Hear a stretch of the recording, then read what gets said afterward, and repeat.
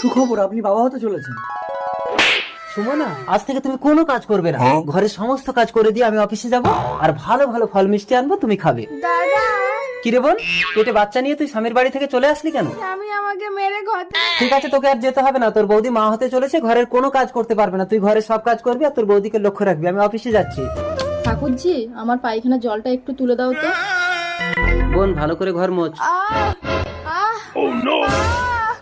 সুমনা, তোমার কি হলো? তোমার তো সবে 4 মাস। Hello doctor. এর অবস্থা তো বেশি সিরিয়াস। ডাক্তারবাবু, তাড়াতাড়ি আসুন, আমার স্ত্রীকে একটু দেখুন। দাদা, আমার ছেলে হয়েছে। সরি, আপনার স্ত্রীর গর্ভপাত হয়ে গেছে, আর জ্ঞান ফিরে যদি বাচ্চা না পায় তাহলে কিন্তু কোমায় চলে যেতে পারে। দাদা, বোন, তোর বাচ্চাটা দিবি? বোন, তোর পায়ে পড়ছি, তুই আমার বউকে বাঁচা। আমার এই তো বাচ্চা। তোমার বাচ্চা সুমনা। তোমার বোন